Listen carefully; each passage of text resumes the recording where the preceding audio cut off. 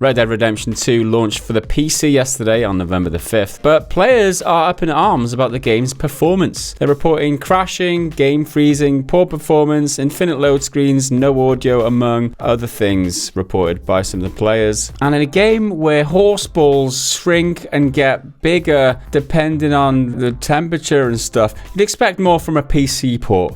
Wouldn't you, Henry? That's exactly the kind of content you really want. I want to see those horse balls in ultra 4K at 60 frames. I want to see them shrink and grow in 60 frames. All right, is that too much to ask? Apparently it is. Well, with this new PC port, you could expect to get a bunch of new content, including 3 new bounty hunter missions, 2 new gang hideouts, 2 new treasure maps, a new mission, new weapons, horses, and trinkets, but you can't actually get in and sample any of it because the performance is so awful. So the user score for Red Dead Redemption's PC version is currently at 4.0 on Metacritic, You can call that a review bombing, right? Yeah, I'm pretty sure. Bombed. Most of the positive ones are there saying this game's a masterpiece, I love it because of this and this, but pretty much every single one of the negative ones is just slamming the launcher or the bugs or a combination of the two. So I got one here from Bebravi saying, game is getting downloaded after pre-downloaded, awful Rockstar launcher, better wait this game at Steam and download it through torrents. Apart from the appalling English in that sentence, it's basically complaining about the launcher and how you can just wait until it comes out on Steam, which is only in a month. It's none of this year-long exclusivity thing. And then there's another one which I thought summed up everything really nicely from Buff My Sequel, who also gave it a 0. This review exited unexpectedly. This review exited unexpectedly. This review exited unexpectedly, and so on for another 4 times. So glad you didn't read all of them. I'm not sure my mouth could handle all those X's. But yeah, that's just a snapshot of all the other user reviews, and you know something's gone wrong around the launch of a game if it gets bombed this hard on the day of launch. 4.0 is a pretty bad score, let's say that. And the main error being that the Rockstar Games launcher exited unexpectedly, if you hadn't made that already.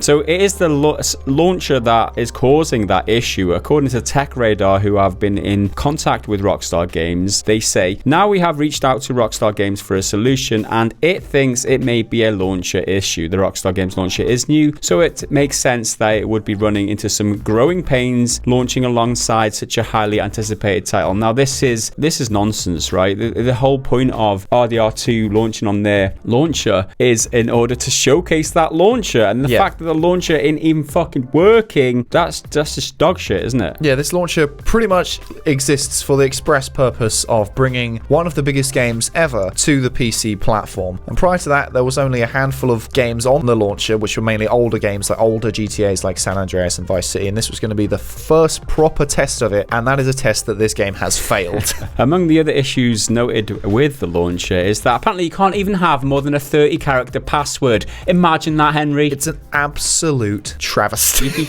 I mean, my password. How big is your password, Henry? Is that too personal a question? Yeah, one mustn't ask a gentleman how long his password is. But no, there's a Reddit thread with this person who explaining how his password is too long for the 30-character password limit, which has got almost 13,000 upvotes at the time of recording, and it's going up and up and up and up, and that's happened very quickly. But I feel like this thread is just a general rant. Yeah, rant about everything wrong with the launcher, because let me tell you, there's plenty of problems with it.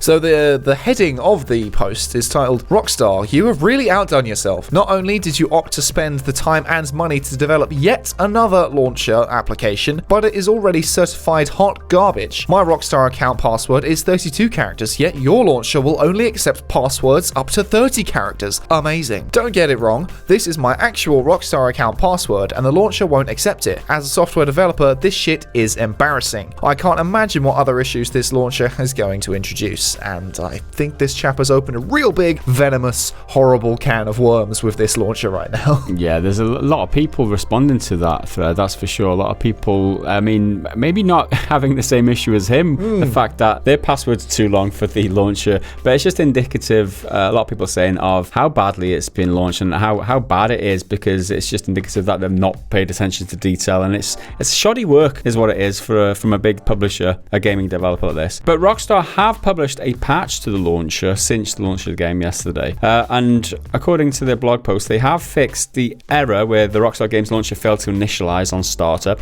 They've fixed the preload from getting stuck and not completing, so it's a freeze. Fixed the Rockstar Games launcher exited unexpectedly. Fixed the crash when starting the launcher from the Epic Games launcher, and fixed unable to launch game, please verify your game data error when launching launching from the Epic Games launcher. And so far, this blog was helpful to 77 of the 430 people who read it. So maybe of the people having issues with the launcher, only, let's say, under the 20% of them fixed their issues. So the thing is, if you can get through the buggy as hell launcher itself, the game that you have paid for is still full of bugs as well. It's reportedly running really, really poorly on even the high-end hardware. On the screen now, you should be able to see the minimum specifications and the recommended specifications. So it's nothing too crazy to play the game. So you should be able to play it with fairly acceptable hardware, right? Reasonable. I mean, 1060 is the recommended. GTX 1060 is recommended. Although minimum specification GTX 770, which is pretty low, right? Though the performance that people are getting is kind of throwing that out the window. It's kind of like they kind of bullshitted this because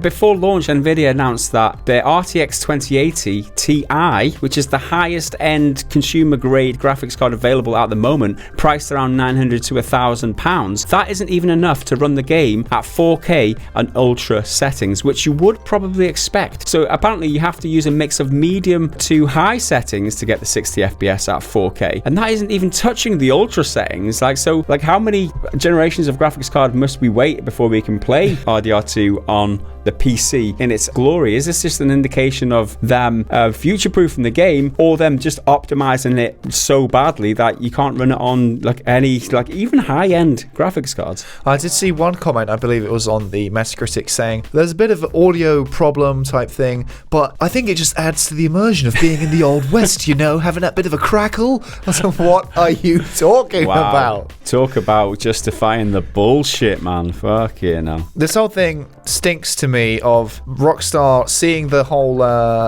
feud between Epic Games and the Steam store and being like, oh, we can get a dog in this fight. We'll just do our own one, and then maybe we can get a bit of money so we don't have to, sacrifice some of it to Steam. But they've just not built the system properly or the infrastructure properly, because the console versions of Red Dead Redemption have been out for over a year now, and they haven't managed to make a decent enough port in that time. Yeah, I mean, I find that tough to believe. It's pretty scandalous. The game should never release in this day. But anyway, Rockstar have published a general troubleshooting guide for the people who are experiencing performance-related issues. And basically, the sum of it is you got to upgrade your graphics drivers, disable your antivirus, update the Rockstar launcher, and clear your local Rockstar Games launcher profile details. And hopefully get 3 magic beans and a magic lamp.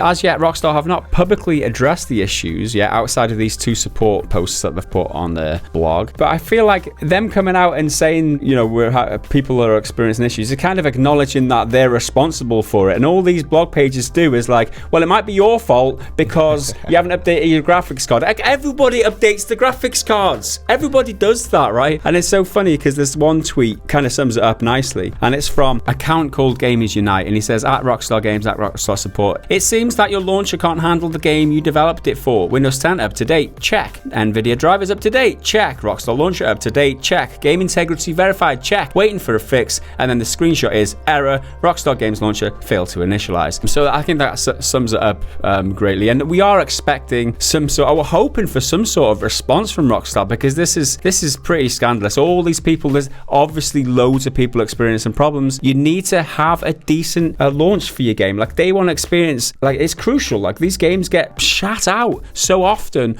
in a poor state. And we only talked yesterday about ZeniMax being forced to give refunds in Australia for Fallout 76 players when that was broken at launch. And we talked about it yesterday. How broken does a game have to be? Does this constitute a major failure? I reckon it does, if you can't get the game loaded, right? Especially if you've paid for it, for God's sake. Yeah, it's a brand new, AAA game, so that's $60 or 50 quid or whatever. That's a lot of money to drop and then not be able to play the damn thing. The game crashing or not initializing or not loading is a major, can't play the game at that point, so you should be due a refund no matter what. But just poor performance, low FPS, just general bad performance. Is that enough to warrant a refund? The good point here is that the launcher themselves and Rockstar launcher do offer the Epic Games / Steam type refund policy, which is if you played the game for less than 2 hours and it's within 14 days of buying the game, you can get a refund, no questions asked. However, there's a caveat to that, right? If you did pre-order the game on the Rockstar launcher, it came with your choice of 2 free games. You could choose GTA 3, Vice City, San Andreas, Bully, L.A. Noire, or Max Payne.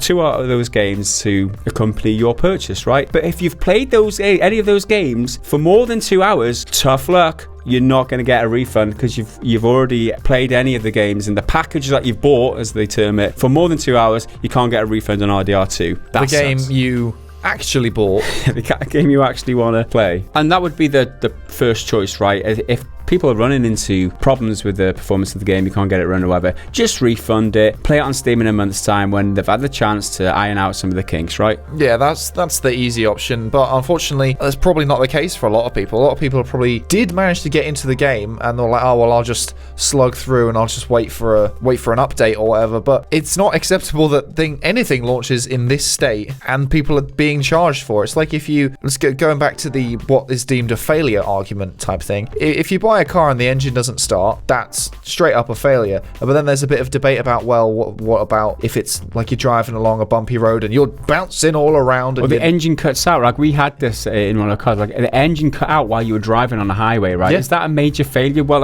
in the car industry, yeah, they take it off because they take it off and replace it. In the software market on a game, it's not really a major failure, is it? Because no one's life is at risk because it's just entertainment, but it's still a good that people are paying for, and it's, again, as we talked about yesterday, it's something that needs to be officially recognized and monitored to make sure that this kind of stuff doesn't happen. Yeah, we need to clamp down on this shit, and that's why we're raising awareness. I mean, these games, they shit games day one. They perform badly so often now, and what consequences do they have? They need more consequence to this because this is not right. We'd get treated like a bunch of absolute idiots by these big companies just wanting to make a buck. Delay the game, take your time, make it ready. Don't sell us shit that you haven't tested, that you haven't QA'd. This is wrong and it shouldn't be stood for. Yep, they could have just delayed it, but then they would have missed out on holiday season sales on their store, so they would have definitely lost so much money. But that's not the point. Should have delayed the game to even next year, give them a couple extra months just to tighten everything up and then sell it. That's the moral thing to do. But no, it seems to me like they chose money over that. So have you been trying to play Red Dead Redemption 2 on PC? Have you actually managed to play it, or are you doing what I think is the sensible thing and waiting until it comes out on Steam? Make sure to let us know down in the comments below. Leave a like, hit subscribe, go on over to patreon.com/prettygoodgaming to support the content we create. I've been Henry, he's been Gaz. We'll see you next time. Bye for now.